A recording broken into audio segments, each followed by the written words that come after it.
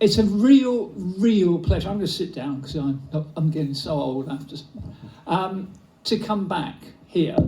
It's a lovely building. It's a really nice place. It's better than the church hall my group in Reading goes to. Sadly, it's not quite as good as Kidderminster because that's got a licensed bar, but you can't have everything in life, can you? No, it really is lovely to come back here. I've known Peter for quite a while. Yeah, it's bigged me up far too much, absolutely far too much. But yeah, it's nice to be here, Peter. Well, you're always a welcome visitor. Tell us first of all, though, Steve, about your own medical background. Okay, so I think what's important is to realise I'm not unique, but I'm unusual.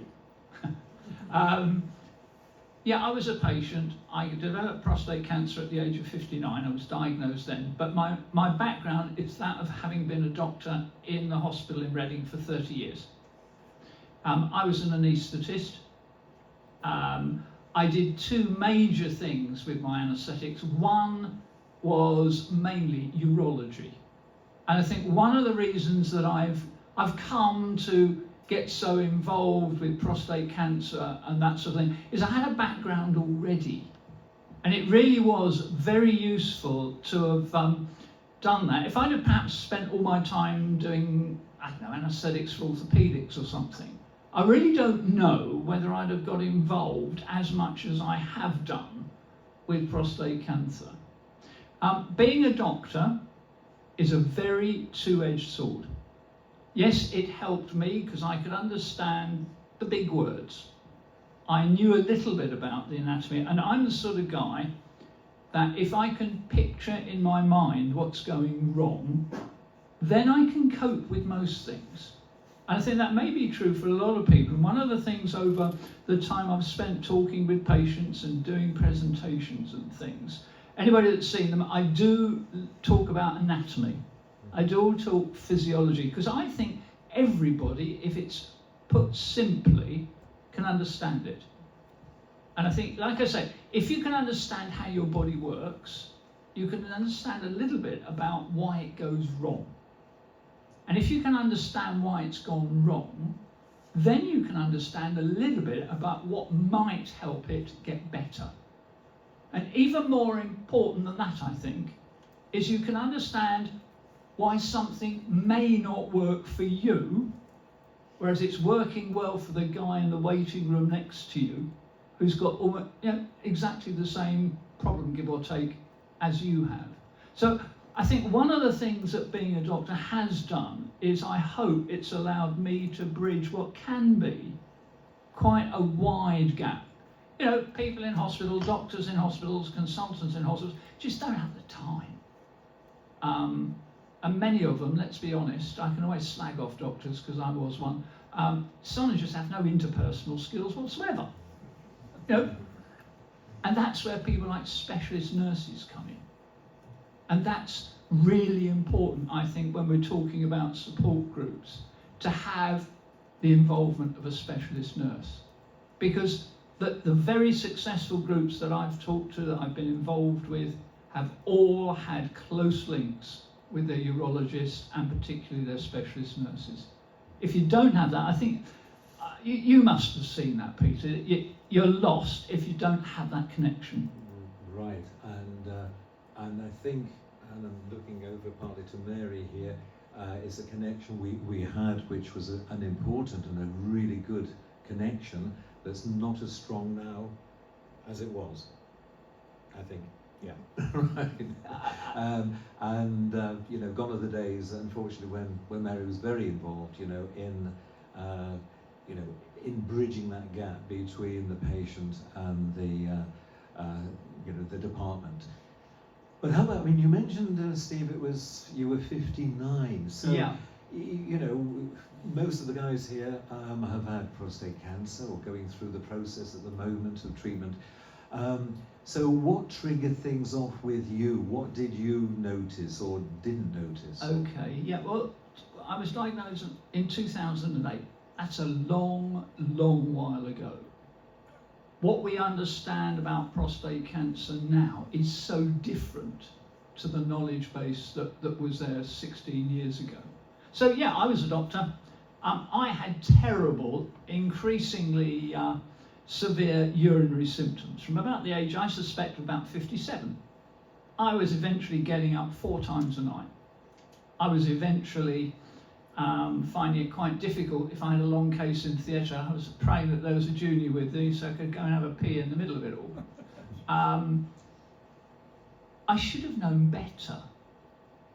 I actually was I convinced myself that I had benign disease. I knew all about prostates. I was anaesthetising men 3 times a week who had prostate problems, kidney problems, and what have you. So, about the age of, I think it was about 51, I had an episode of what I thought was a bit of blood in my urine. It was the night before I did the private list with my surgeon I worked with for 30 odd years.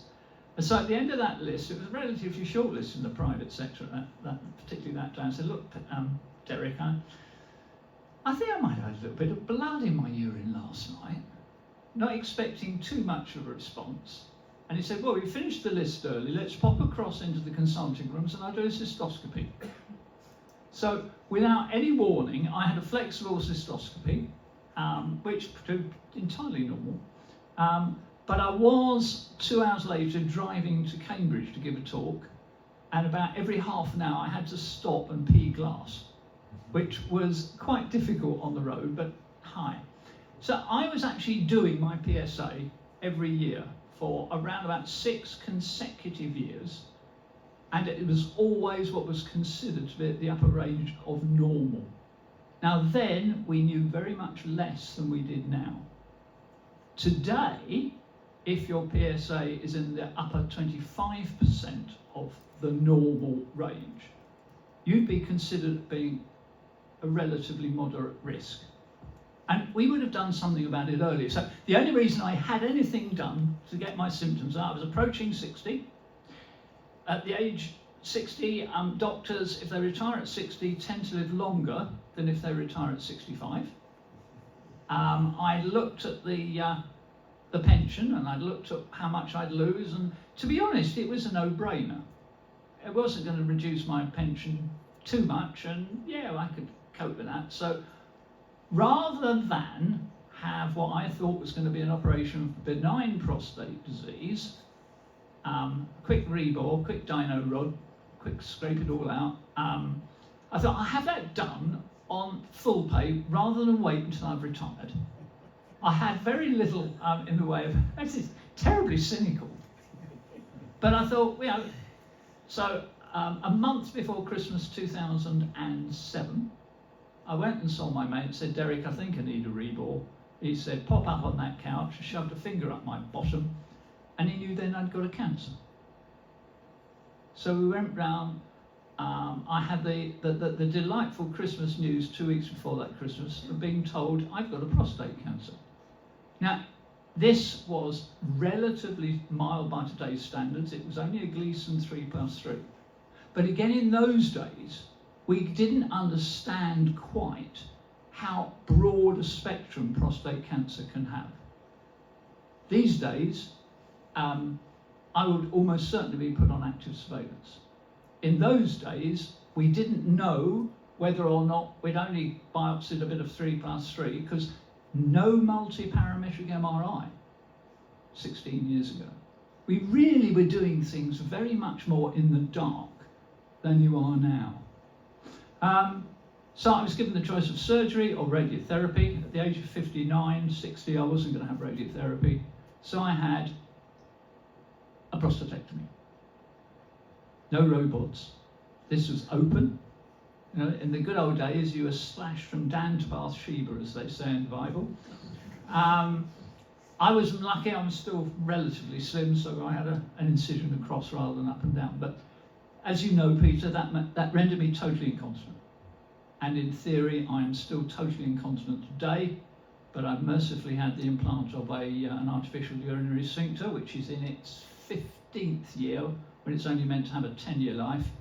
And is still functioning around about 92% effective. So, yeah, I left it too late. So I then became quite worried. Being told you're going to be incontinent, not going to do anything for at least a year, possibly two. That wasn't a good thing at the age of 60. I needed some help. Nobody talks to doctors.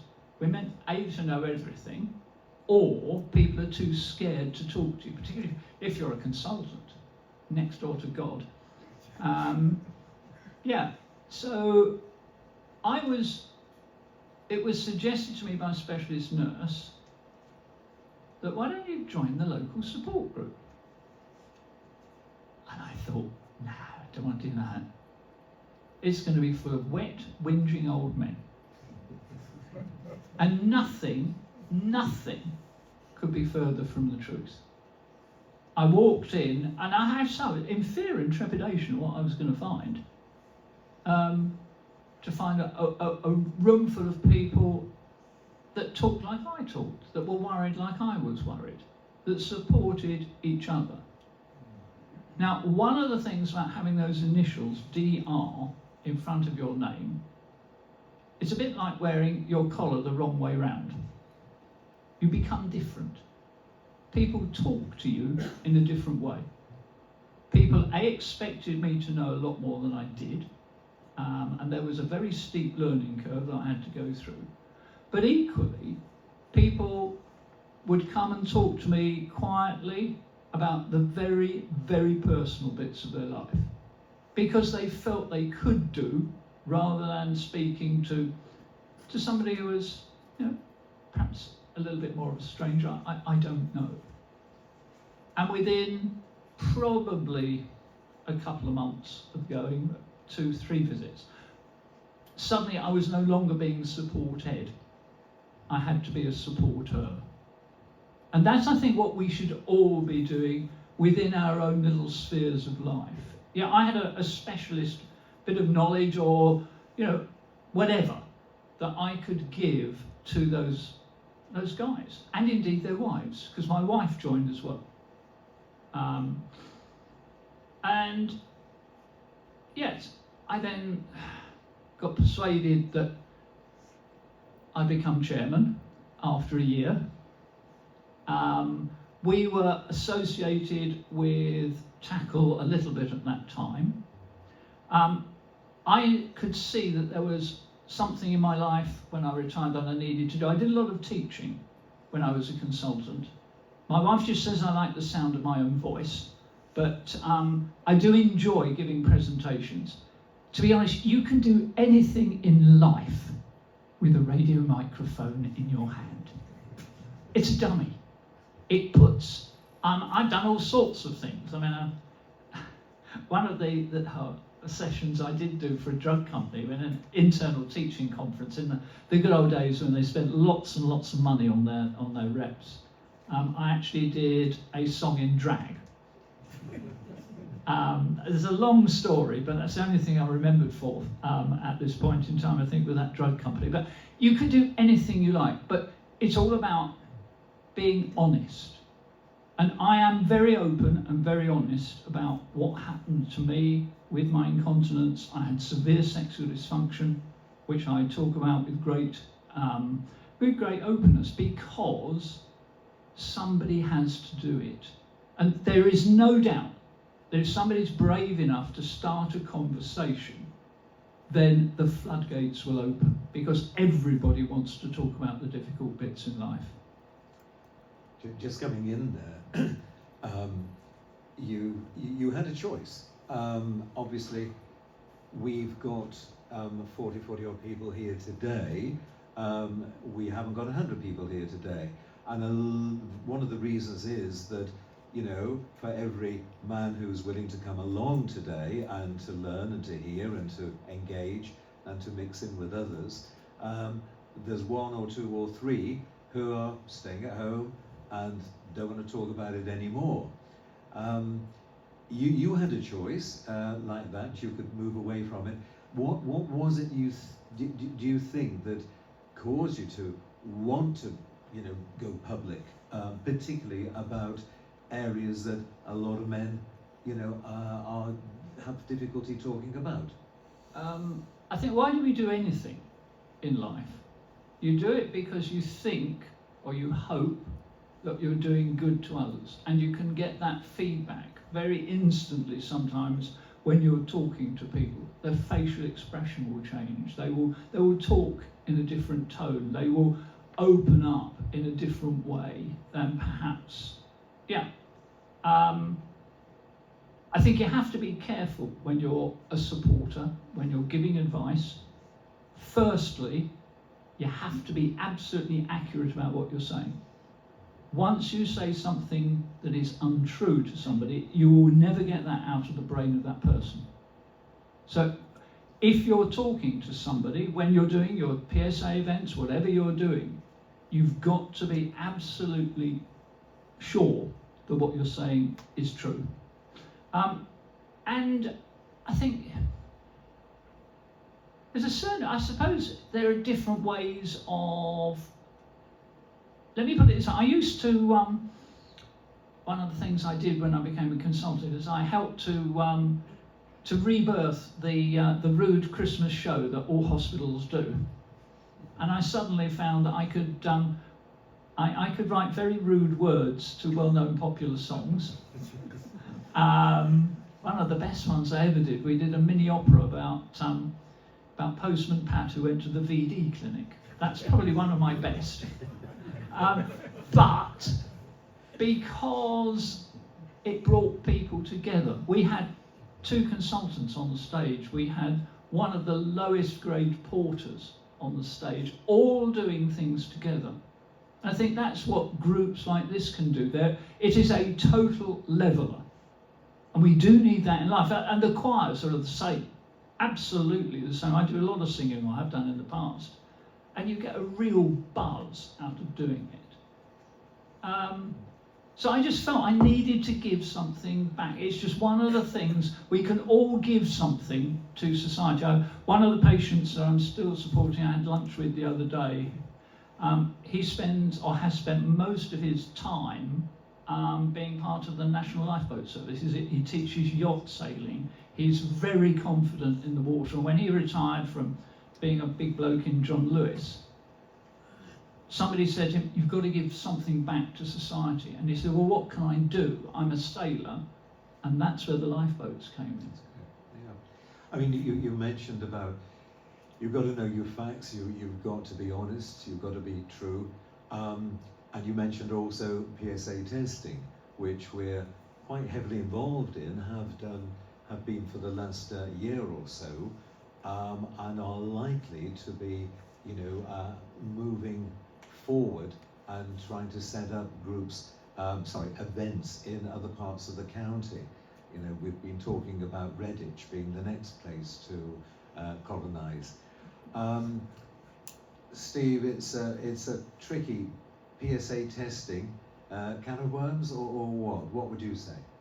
I think it's a difficult subject. It's one of the things I'll talk about in a minute. You can, yes, by all means. If you want to do that, Okay, we'll hold that back, and we'll go back to tackle as well. Which I mentioned earlier. How is it that you were very involved in the Reading group, and I just wondered really how that then moved on to... Yeah, I really started with Prostate Cancer UK, and I did a lot of, I was part of their team, which gave a lot of awareness talks in those days, which sadly they no longer do, which I think is an absolute disaster, but that's another matter for discussion.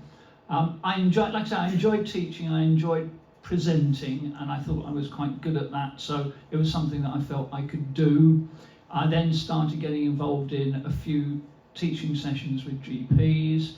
I fought very hard not to become involved with tackle. That was because I didn't feel that I could do 2 things at once. Went to all the annual conferences when I was chairman and that sort of thing, and got to know some of the trustees at that time, and every year they said, why don't you become a trustee? And every time I said, no, I won't. Until suddenly a guy died who was their representative, their official title was patient representative, but basically what he was doing was sitting on a few national committees for tackle. Most important being NICE, and from there, Scottish Medicines Consortium. It was sold to me, I'm going to be honest, yeah, it's not too much to do. And like most things in life, you make your own position. The most important thing to me when I took it on was to try and avoid being a doctor, because a patient representative should be that.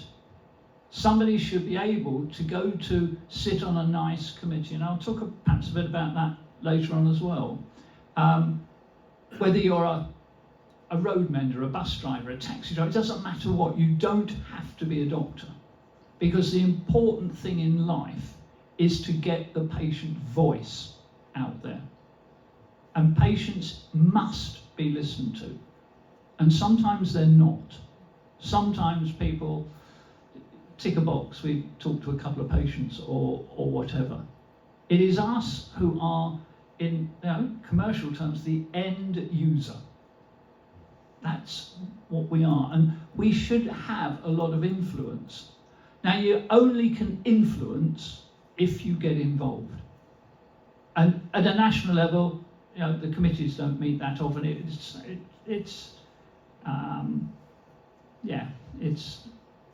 It can be quite difficult.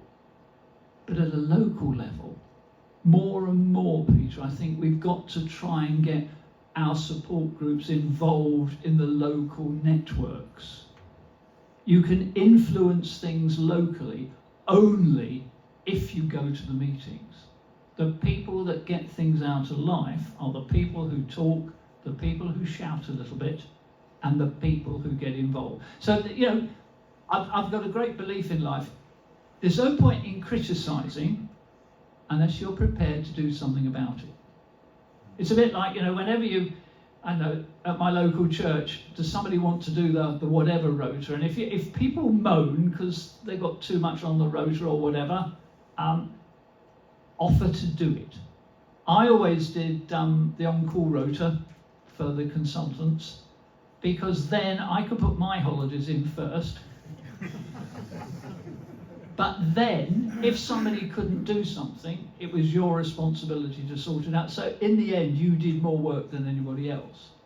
But it's all about being involved.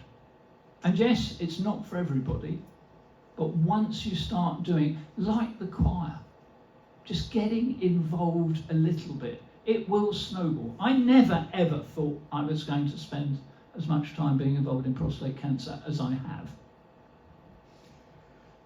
Well, I'm delighted that you have, even though it's a personal cost, obviously.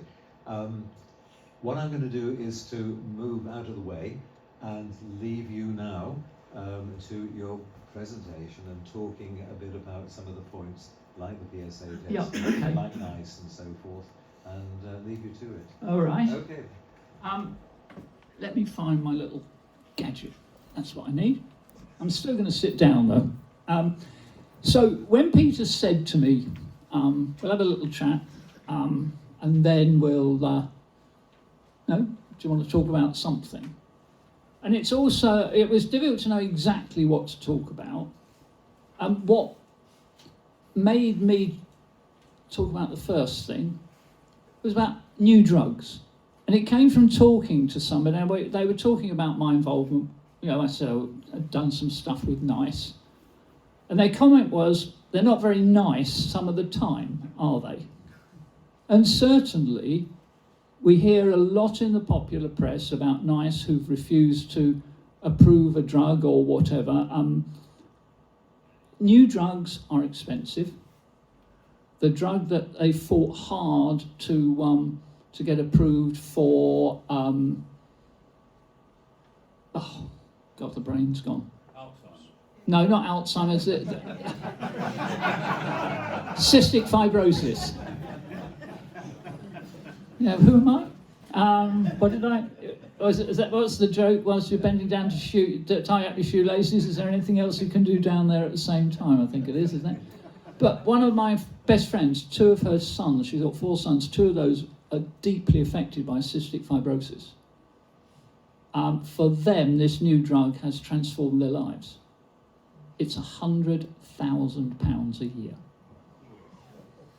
So how do we get new drugs? How do we've got new drugs in prostate cancer, and it's a really exciting time in prostate cancer. There is so much happening.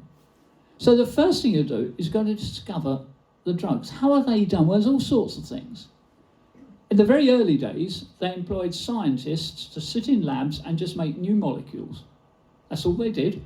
And then they put them through a whole series of tests, very often using some animals, just to see what they did.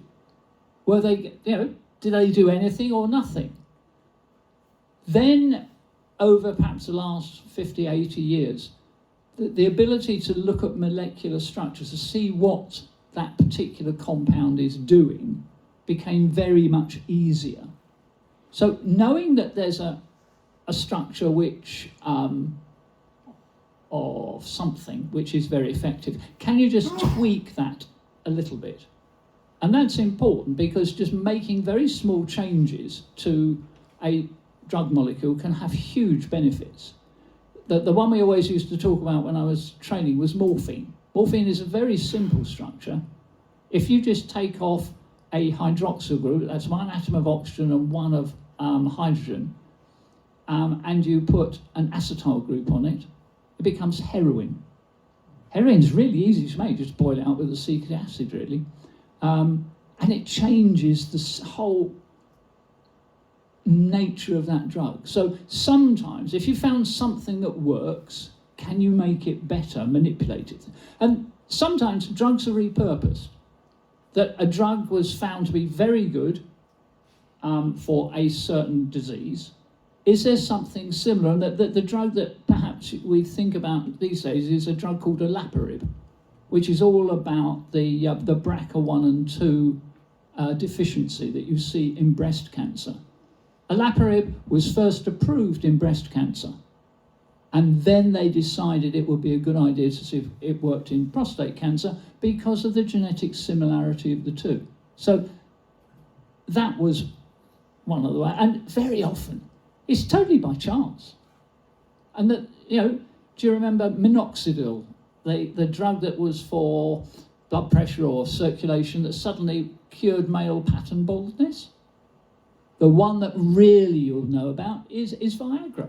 Sildenafil the trial was originally in diabetic men with heart disease, and they suddenly were talking amongst themselves and found it rejuvenated other parts of their body.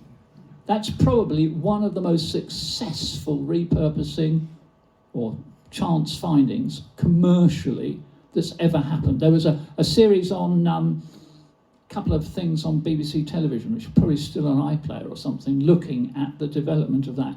Quite phenomenal. So you've got to find the drug first, and then you've got to test it. And there are things that you've got to do very, very quickly. You've got to assess their safety.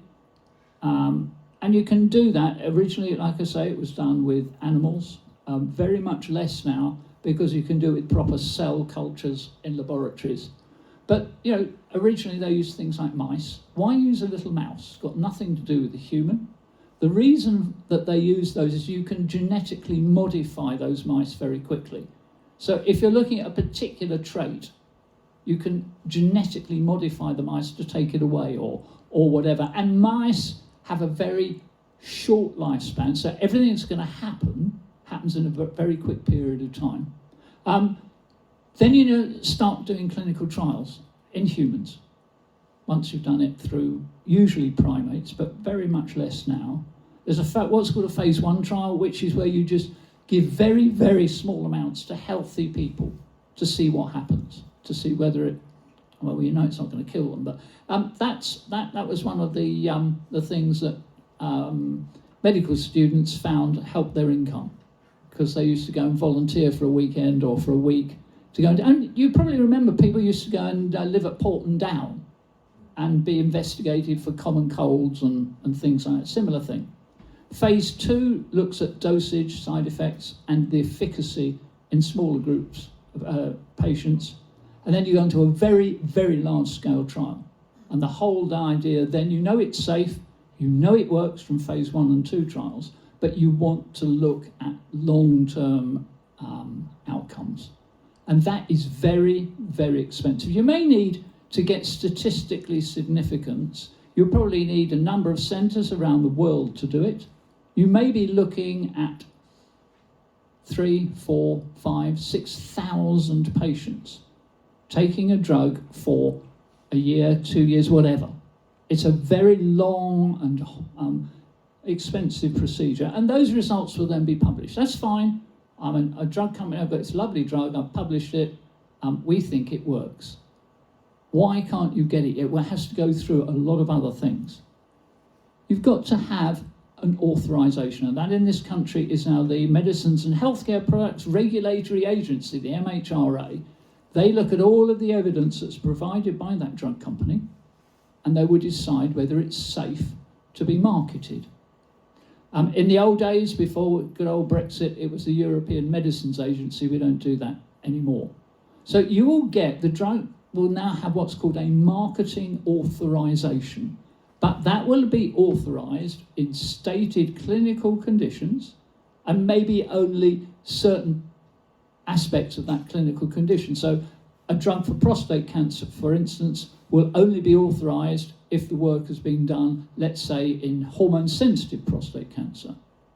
You can't use it for somebody who's got hormone-resistant prostate cancer because the research wasn't done and it's not authorised for that use. So you get it licensed, you've got marketing authorisation. Can you sell it to the general public? Well, no, you can't. So what have you got to do? You've got to start thinking about pricing if you're the drug company. Now, drug companies will charge as much as they possibly can. People think they're unscrupulous. They're not as unscrupulous as you think they are, but there are lots of things that happen. Development costs are really expensive. It's around about between 500 and 800 million euros for a drug when it's come out of the laboratory before it gets into a patient's mouth. It is hugely, hugely expensive. Very few drugs make it to the marketplace. Around about 1 in 5,000 that ever start life actually make it to being used by patients. They protect their drugs with patent, but that's only for a limited period of time. The patent starts as soon as you've found that drug is effective, before you've even got an authorization. So by the time it gets to be sold to patients or prescribed for patients, there's probably only 7 years of patent left. That's not a long time. Are you in competition with somebody else? Because they may already have authorization. It's all about pricing it at a competitive level. And the drugs vary from one country to another. Same drug will cost a lot more in one country than another. Why? Well, it's how much will people pay? There are certain limits, as you'll see from NICE in this country, and those limits may be different in Southern Ireland, in Germany, in France. You know, they're out there to make their money, so they will charge as much as they think the market will allow. And don't be fooled, that's what most companies are doing, whatever they're making, aren't they? You know, let's make as much money as we can. The next thing you have to do, you've got a safe drug, you've now got marketing authorization. How do we get it to be prescribed? Well, you go to those lovely people at NICE, the National Institute for National Institute for Healthcare and Clinical Excellence, or whatever it is. That's a huge organisation.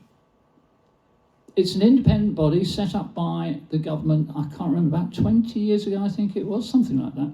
And there are various levels that you have to go through. Firstly, you have what's called a scoping session, which you want to decide what questions do you want answered before you'll give approval to that drug. It needs a deep assessment of the evidence that's published. NICE employ a lot of statisticians, they employ clinical experts, And eventually there'll be a final assessment by what's a NICE committee that will have not only their own people on the committee, they will appoint clinical experts from outside. And this is where I came in. You can be appointed as a patient expert. Now, those people can be appointed by NICE, or the other people that are involved on those committees are other what are called stakeholders. So they want input from patient charities, from patient support organisations, and that's one of the things that I do. I write a statement on what I believe about that drug, whether it's going to actually be of value to patients, why is it going to be of value, that sort of thing. So you want to see whether it works, what's the evidence. You've got to start talking about cost effectiveness, and they talk about a quality added life year. That's how much is the government prepared to pay to give you one extra year of useful life. And it's full of acronyms. ICERs are incremental cost-benefit ratios. It's all very, very complicated. But typically, you won't get your drug approved unless you can show that it's going to cost less than £20,000 per quality added life year. If it's out of that range, the chances of you getting it through NICE, unless it's a very, very specific case, and they talk about things called orphan drugs for very rare diseases. But it's a really brutal process. And at the end of the day, what can NICE decide? Well, they can recommend the drug. It should be routinely available for whatever its marketing authorization is. So it could be routine for any patient who's got hormone-sensitive prostate cancer. Yes, you can use this particular drug or whatever. You can optimize it only for certain uses within that. So it may be, yes, it's been authorized, marketing authorization for use in, let's say hormone-sensitive prostate cancer. But if you optimize it, you may say it's only for those people who have severe heart disease, because all of the other drugs may give you problems with your heart or whatever. So yes, it's if you like, it's not a blanket yes, it's a reserved yes. You may get it recommended that for a time, yes, it will be available, but not on the NHS. And it will be funded by what's called the Cancer Drugs Fund. This is, again, a government source of funding, but it's where NICE have looked at the drug and saying, yeah, we really think this is going to be really good, but we need some further time for data collection because it's not fully recommended by NICE. But it's recognised this drug will really actually help people, but NICE won't fully recommend it to be paid for by the NHS. So the Cancer Drugs Fund can step in and say, yeah, we think it's a good drug. The appraisal's not full yet, but we think it should be available to patients. They may say, yes, you can use it, but only still for research because there isn't enough evidence. That's not an uncommon thing sometimes for a decision. And again, in those cases, the trials are normally funded by the drug company, not by the NHS. So the NHS actually don't pay for that at all. Or you may say, look, no go. We're not going to recommend it. That happened very recently, if anybody remembered, with a drug for very advanced prostate cancer called lutetium-177. It's a form of molecular radiotherapy. That costs £16,000 a shot. Your course of treatment will be around about 6 of those. And it just didn't fit within the recommendations, financial recommendations. So you get a final funding decision. Now this is where it really gets complicated, because that is done in a highly confidential closed session. No drug company wants another drug company to know what they're charging to a large extent, or what will get through the NICE decision. So it's held in a closed session, and although I will be a member of the NICE committee, I would not be able to attend that. There are only certain people who are allowed to do it. At the end of the day, the people who pay the money are called NHS England. In practical terms, the drug company and NHS England will have talked to each other before it even gets to NICE. Because if NHS England won't pay for it, then it doesn't matter what NICE decide. NHS England can say, look, yes, good drug, you can do what you like, but we're not paying for it. Like, you've probably heard of drugs, abiraterone, heard of enzalutamide. They will only pay for one course of one drug. You can only get one shot at those, because NHS England will say, we're only paying for one course for one set of drugs. However, rarely does the NHS pay the full price. I haven't a clue what discounts people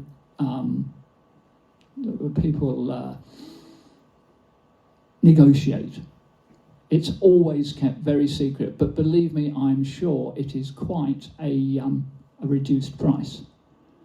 But the price of the drug can vary sometimes on whether it's being prescribed through a hospital, which will get the discounted price, or through primary care, which may not get the discounted price. If you want that drug privately, you're paying the full whack. And like I say, some of these drugs are between £40,000 and £60,000 a year. Yeah. We've talked about the Cancer Drugs Fund. That may fund it for you.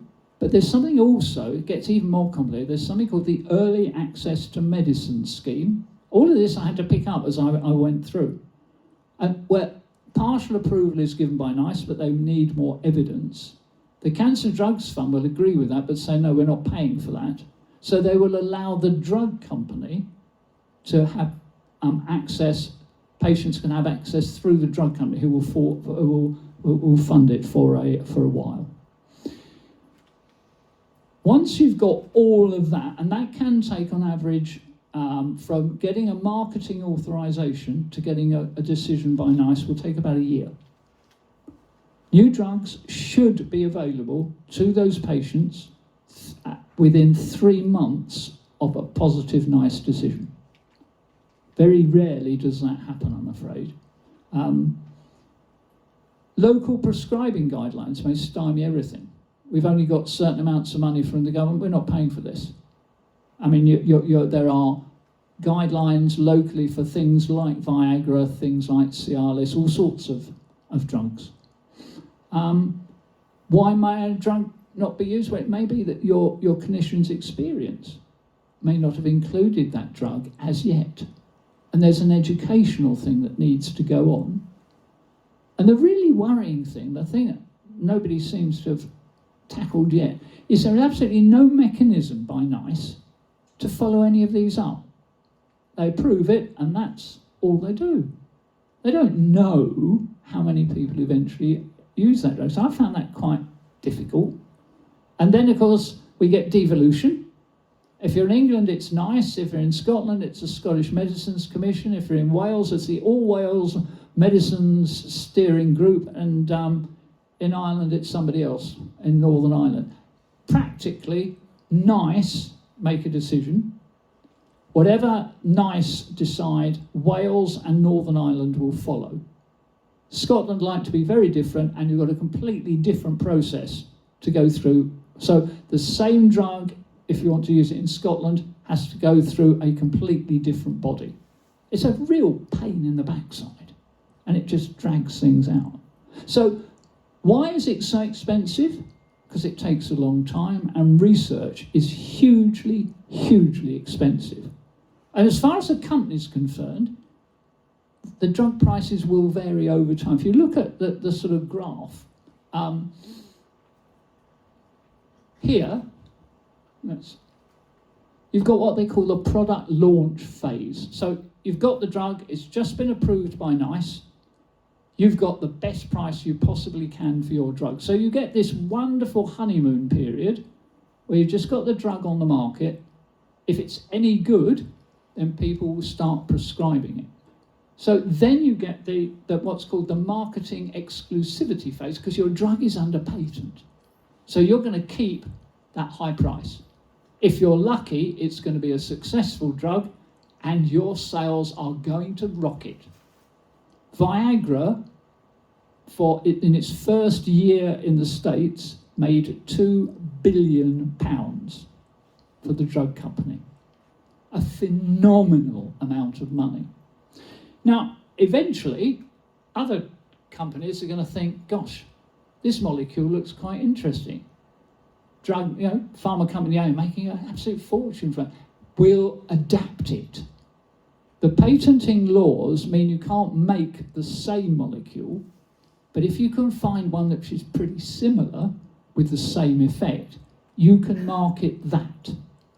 So there's a lot of competition, and that's happened, and you will know that. Anybody that's on a statin, is it atorvastatin, is it simvastatin, is it ESO, whatever it is, statin? These are all what they're called Me Too drugs. I want some of the action. Now what happens there, of course, then, is they will market them cheaper, they hope, than the competition. So you get then, you then get substitute drugs beginning to get popular. So the original drug collapses. And they all know that this is going to happen at the end of the patent life. Because once your patent goes, anybody can make your molecule. And generic drugs are incredibly cheap. So the price for the original drug has to come down. The price of your generic drugs are cheap, so sales of substitute drugs just rocket. And but why are they so much cheaper? And we're talking, there's one of the drugs that has just become generic is abiraterone. Abiraterone cost full price, I think it was £67 a day. The price generically now is 93% less. It's about £2 a day. It's phenomenal. But why are they so much cheaper? Well, they're made by companies who do nothing else. All the hard work has been done. All the research has been done. Sometimes drugs are so complicated to make they don't bother because it's going to cost too much to manufacture. You've already got an established market. You don't have to do anything, you have to advertise it. You've got no development, no research costs, no promotional costs. So your branded drugs will now be sold almost always at a generic price. And I don't about, is anybody on bisoprolol, which is one of the beta blockers? Mine has always been the branded version because it's just as cheap as a generic version.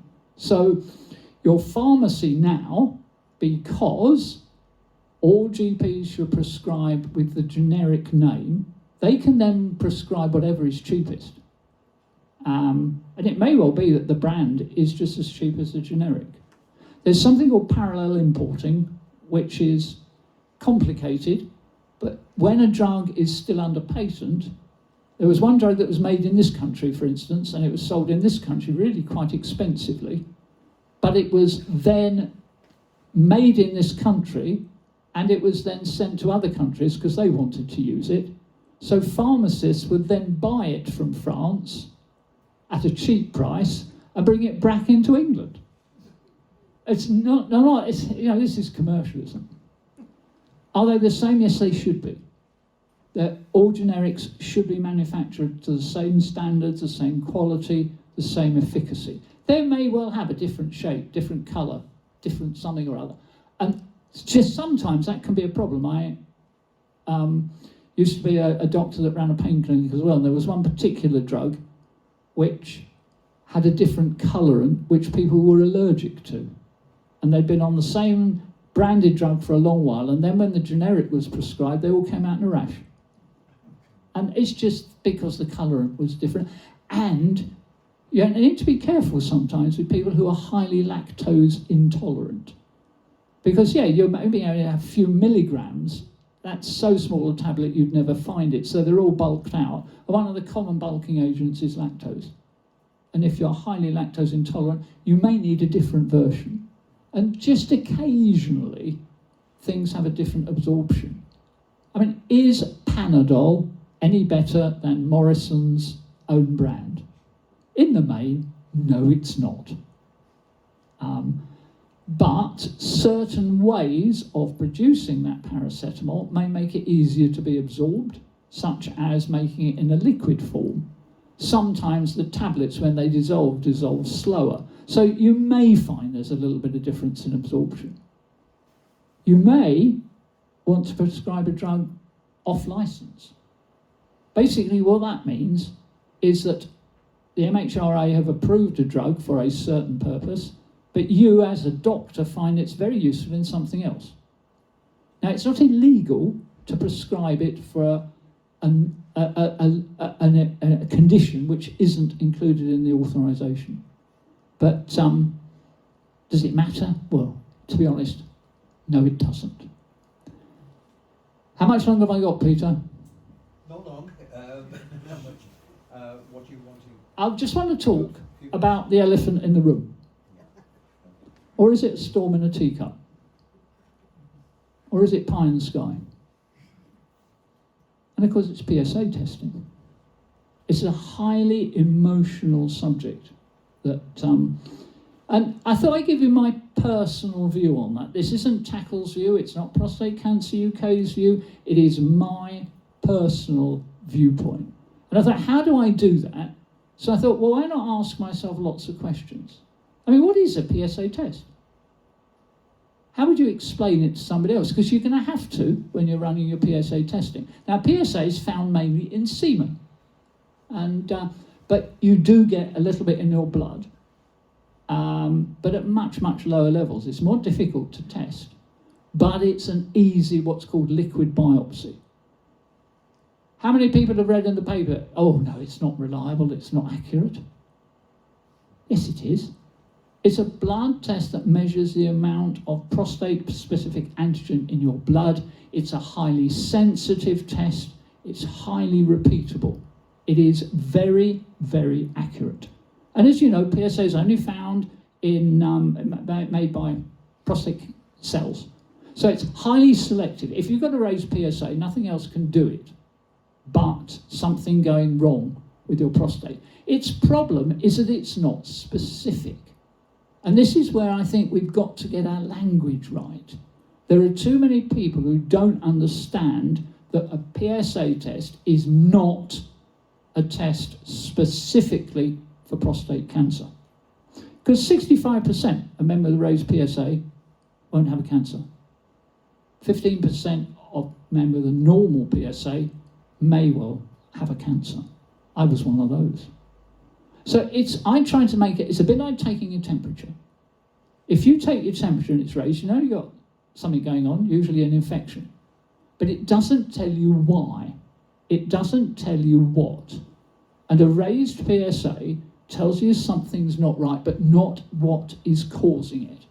And I do think that's a really important message, that sometimes we don't get over to the right people, and certainly sometimes that the media doesn't get right. There are still too many people, and one stage it was somebody very high up in Prostate Cancer UK, who used the words inaccurate, unreliable. It depends on what you're wanting it to do. It's a good test of prostate health, and it's really reliable and accurate. All laboratories doing these tests have to have quality control mechanisms. There are national laboratory quality control mechanisms they have to go through. One of the things that's happened recently, though, is that some people have changed their machinery, and how those results are reported are slightly different.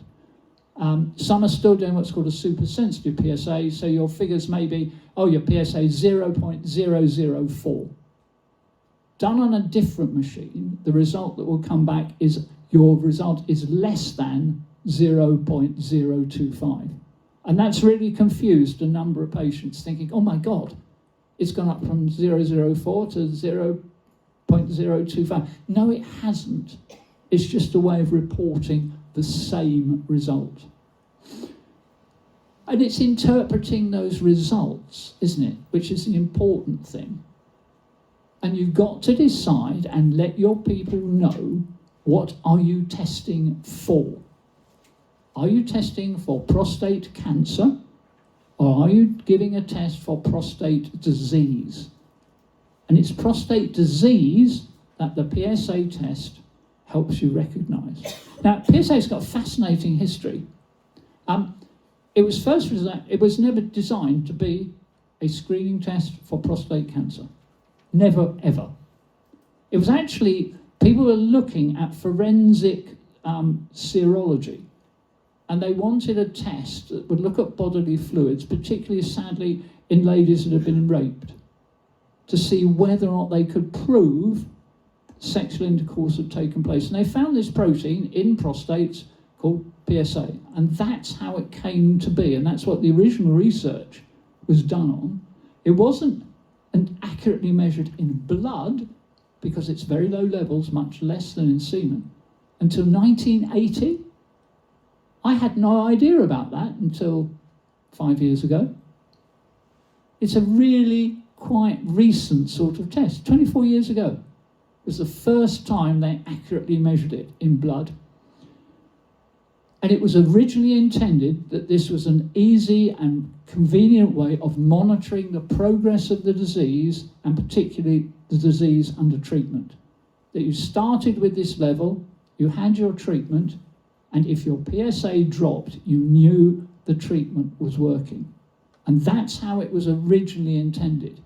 But again, by inference, it's now being used and was introduced as a screening tool, but a lot later, nearly 10 years later, did it start being used potentially as a screening tool.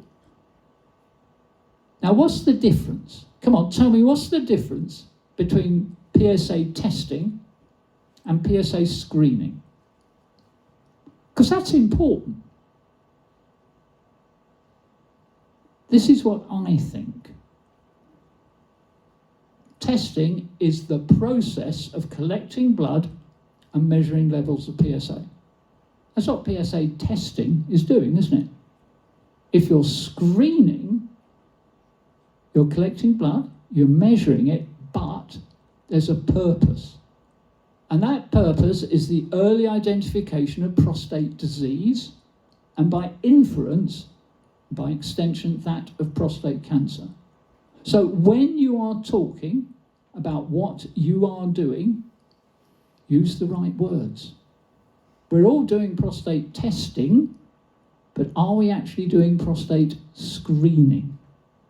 And I know this is being pedantic, but I think this is where a lot of confusion comes about. Why should you screen at all? Well, you know the facts. Latest facts are 57,000 new cases a year, 13,000 deaths. This is the worrying thing. Prostate cancer is the only major cancer for which the UK has no screening programme. You think of the major cancer deaths, breast, colon, lung, they've all got a screening programme. Arguably, cervical cancer screening may not ever be needed in the future because of the immunisation programme of papillomavirus. I can't remember what it's called. Another Alzheimer moment. It suggested that an appropriate screening could halve the death rate of prostate cancers. That's quite enormous. Now, how should you screen? Just do it once, random screening, get everybody in, do a test, see what the results are. You could do it and think about risks better and do a one occasion, one-off test. Both of those will be of little value in reducing your mortality rate. What you need to be doing is screening based on risk and knowing those that are at highest risk. But again, you've got to do it regularly. to find a baseline and see what happens. Because as you know, it's all about doubling rates and things like that. So unless you're going to try and institute, it's not possible for each society, each support group to start getting ways of getting people back. But as part of the encouragement for doing a first PSA test, you've got to encourage those people that they must come back again. It's not a one-off. The risk factors, you know, about over 50. See, I was around about 50, well in the top quarter of the normal PSA range. Nobody knew in my days that put me at risk. I'd have done something a lot earlier. Black men, family history. The other thing that is not often thought about is men in their 40s who they test. If you've got a PSA of over 1.5 and you're 40 to 50, you are at a higher risk. You are in the normal range, but your risks are that bit higher. You all know the accepted range of values. I'm not going to go through that, but it's important to know somebody's age. You can't give any form of advice is the wrong opinion, unless you know that patient's age. 8%, figures are roundabout from results of looking at testing programs, screening programs, around about 8% of those people you get. I don't know whether you've got those sort of figures at your fingertips for your own testing. Do you know that? I think it's important that if you're going to do a screening event, that you find out what your results are. Because let's say you're only getting 1% of the people that come are being tested as being positive, or having an abnormal value. What are you doing wrong? If you suddenly find that 20% of the people who attended your sessions are being diagnosed with prostate cancer, you want to wonder why. And certainly there are geographical areas that do produce much higher figures. If you test in places like Essex, Southend, that sort of coastal area, if you test in Bournemouth, you'll get more than 8% coming. Why? What is it that living in Essex gives you prostate cancer? No, it doesn't, but you've got an ageing population. You will probably get many more elderly people in Bournemouth coming than you will perhaps in other areas. You're going to have an impact on your local resources. There's no doubt about that. And it's important that you don't do this alone. You're going to increase the demand for urology referrals. You're going to increase the demand now for multiparametric MRIs, that sort of thing. So if you don't have some support from your local services, again, you've got to ask yourselves why, because you're going to become very unpopular people. What do you do with the results? Well, you know all about this. If you get a red referral, then you know, red result, you've got to go to the GP. You've got to be nearly always put down a 2-week cancer weight pathway. If it's an amber result, it could be for all sorts of reasons. Your PSA does vary from day to day. You need to repeat it, get the GP patient to go back to their GP and repeat it. And if it's still abnormal, then they've got to decide what to do. If it's a green result, you don't need to do anything, do you? Yes, you do.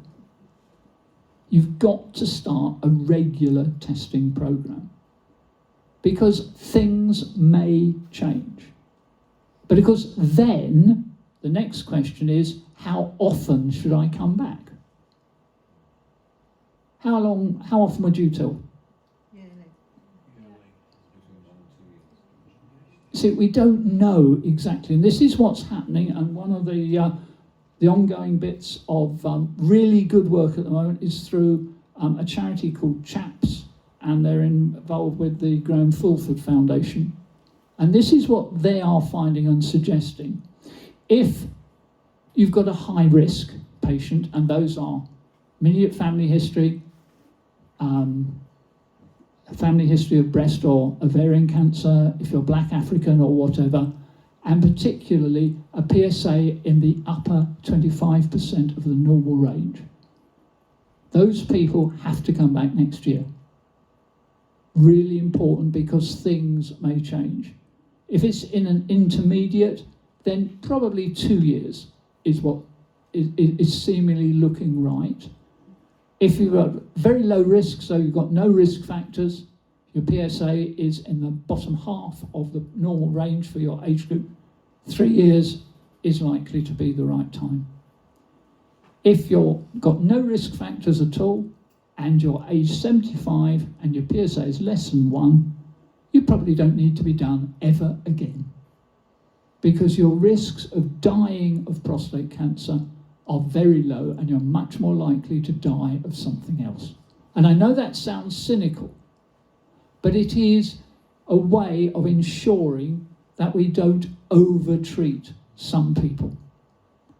If you're age 80, then you probably shouldn't probably be testing over 80s anyway. We're still seeing people refuse the PSA test. We've got to diagnose this at a potentially curable stage. So many patients have no symptoms, but still have prostate cancer. And I'm sure every group will have stories from patients who were refused to test. 40% of men at the time of diagnosis will have a cancer that has spread to an extent that may be just outside the capsule, may not be very far. They've only just breached the capsule. But those men have a very different outcome. Those men have a very different choice of treatments. 19% will have advanced metastatic disease. So doing a single PSA test is a waste of time. And those are the sort of evidences that people were using for the current guidelines done by the National Screening Committee. Steve, we're going to have to tie that up there. Let me just say this. What is my view? I think that the PSA test is a very valid screening tool. We use the word tool rather than test. For the initial investigation of potential patients who may have prostate cancer. We know that only 1 in 4 men with a positive red result will have prostate cancer. It's not a screening test for prostate cancer.